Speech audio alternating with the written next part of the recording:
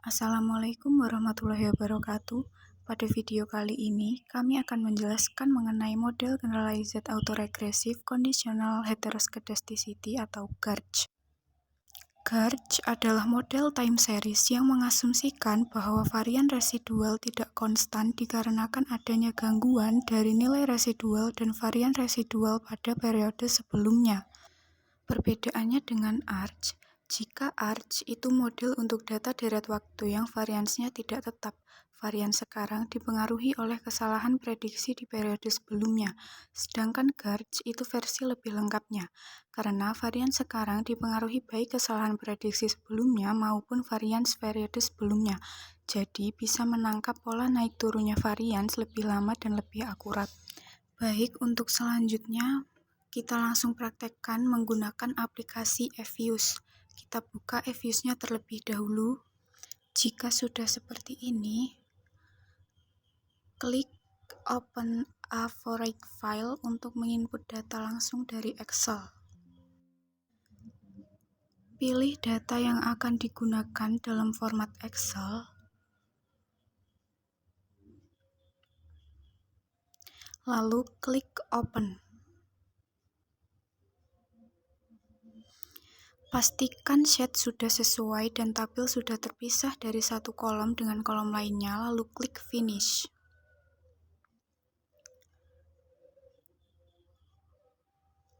Jika ada pertanyaan terkait import data, klik Yes. Selanjutnya, pilih variabel yang akan dianalisis, yaitu return saham dengan nama variabel RIHSG.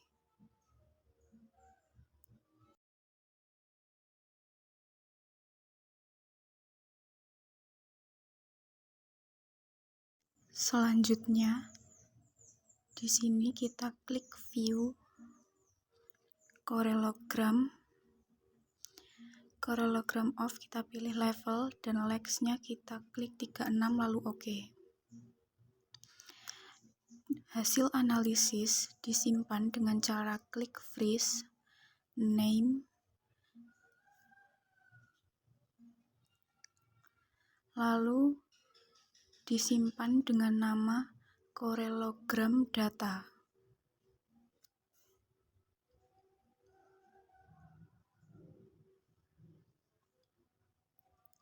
Lalu kita OK-kan. Kita close hasil freeze.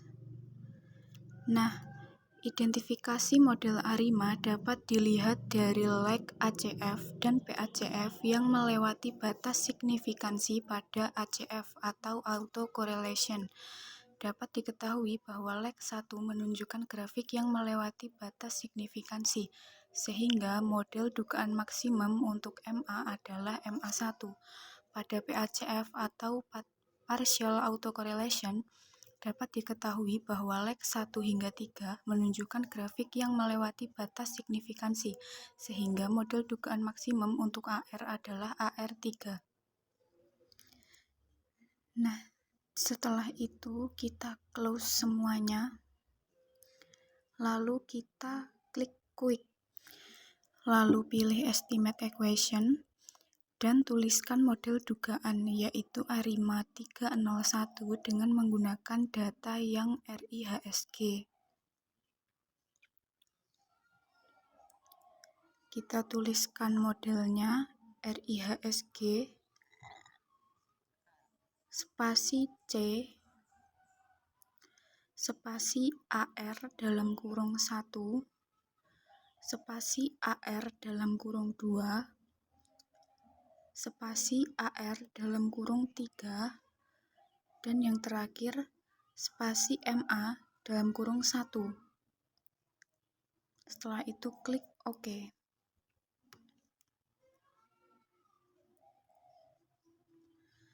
Nah, berdasarkan estimasi parameter, diketahui bahwa semua parameter yaitu AR1, AR2, AR3, dan MA1 tidak signifikan, sehingga perlu dilakukan trial and error untuk model lain dan dapat dimulai dari model AR.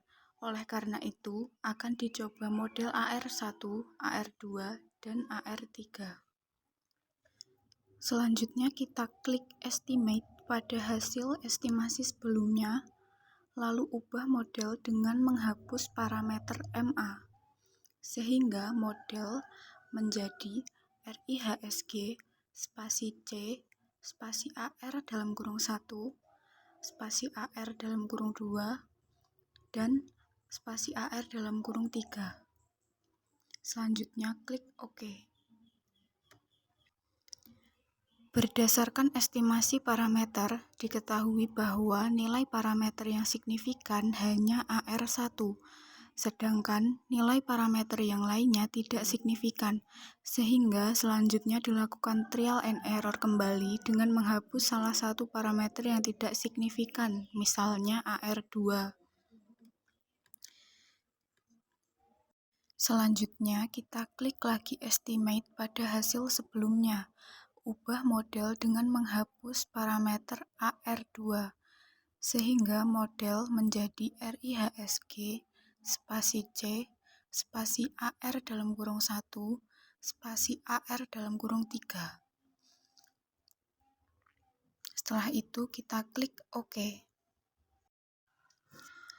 Berdasarkan estimasi parameter, diketahui bahwa semua nilai parameter yaitu AR1 dan AR3 telah signifikan karena memiliki nilai probability kurang dari 0,05, sehingga model terbaiknya adalah ARIMA 1300. Karena sudah menemukan model yang terbaik, maka simpan hasil analisis dengan cara klik name, lalu berikan nama yang sesuai.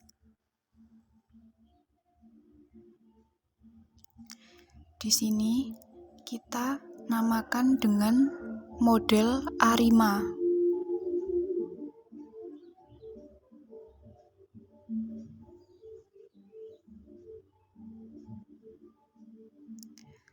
Lalu kita klik OK. Selanjutnya langkah-langkah permodelan ARIMA pada model ARCH. Kita klik view, residual, diagnostic, selanjutnya korelogram equalistik.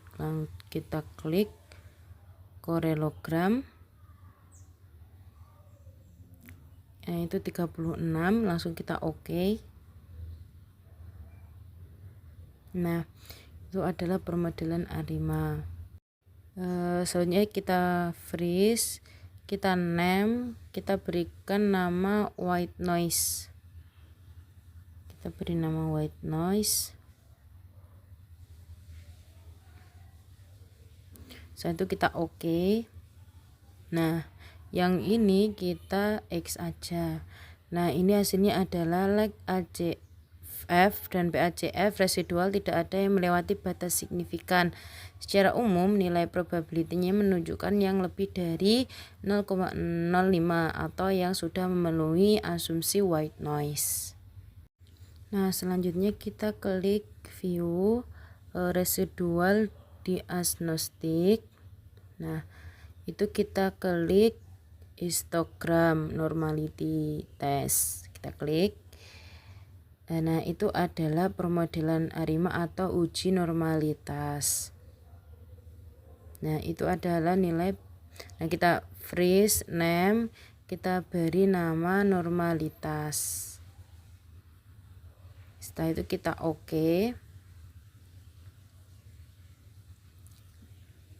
Kita klik OK. Jika sudah, kita X itu. Nah, ini adalah nilai probability dari hasil uji normalitas yang menunjukkan nilai yang lebih kecil dari 5% atau 0,05 sehingga residual belum memenuhi asumsi distribusi normal. Selanjutnya kita view, kita uji lagi view, residual diagnostic. Kita pakai yang korelogram squared. Nah, itu 36, langsung kita OK. Kita OK. Nah, ini adalah hasilnya. Kita klik freeze, lalu kita beri nama yaitu korelogram residual. Setelah kita beri nama, kita OK, klik OK. namanya korelogram residual. Klik OK. Nah, ini bisa kita X.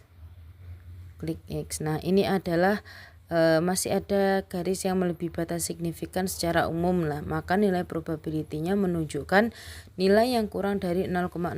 Dugaannya masih ada unsur H.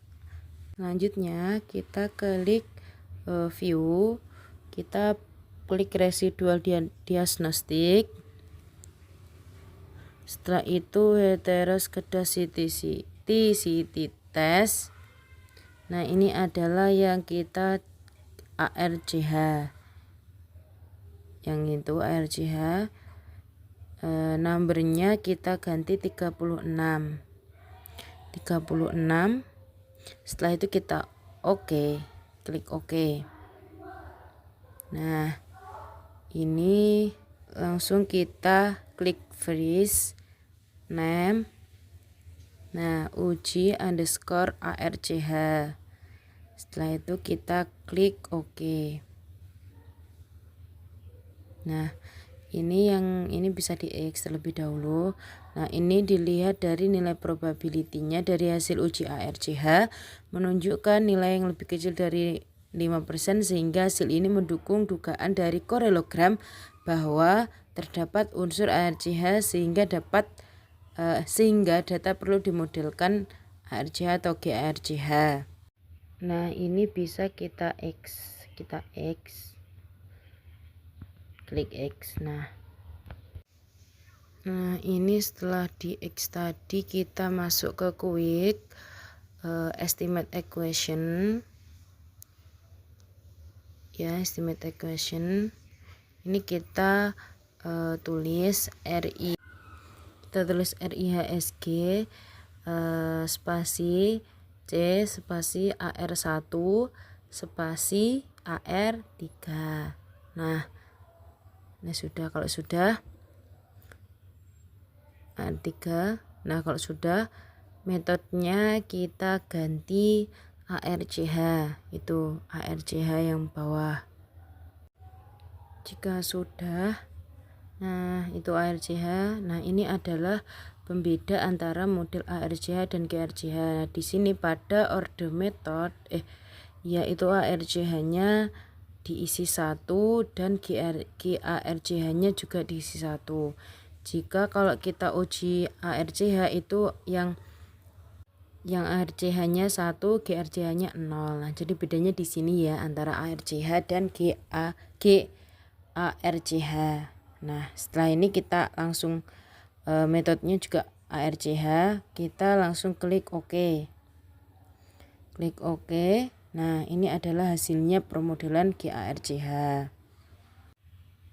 Itu nanti langsung kita namai saja name model underscore GARCH.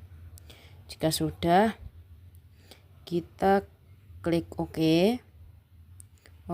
Setelah itu kita, nah ini adalah hasilnya permodelan GARCH. Nilai probability-nya yaitu menunjukkan nilai yang lebih kecil dari 5%, artinya bahwa parameter GARCH telah signifikan, sehingga persamaan model yang terbentuk adalah RIHSGT min 0,00215 plus 0,100330 RIHSGT min 1 plus 0,051059 T min 3 plus ET, di mana sigma T2 sama dengan 2,09 E min 05 plus 0,2390044 ET 2 min 1 plus 0,7611406 sigma T2.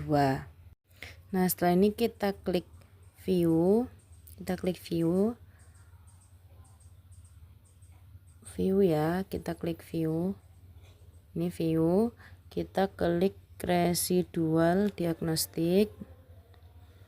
Nah, kita pakai yang ARCH LM test, kita klik. Setelah itu ARCH tetap. Nah, number of flags-nya 36, kita ganti 36. kita oke. Nah, itu kita freeze, kita name, kita beri nama uji underscore gauge underscore residual. Jika sudah, kita klik OK. Nah, ini adalah permodelan gauge di mana nilai probability-nya adalah dari hasil uji gauge menunjukkan bahwa nilai yang lebih besar dari 5% sehingga hasil ini menunjukkan bahwa model gauge yang dihasilkan sudah baik karena tidak terdapat unsur arch lagi atau terbebas dari heteroskedastisitas. Ini adalah akhir dari model gauge yang kita lakukan atau yang sudah kita uji. Cukup sekian video dari kelompok kami. Apabila ada kurangnya mohon maaf. Sekian, wassalamualaikum.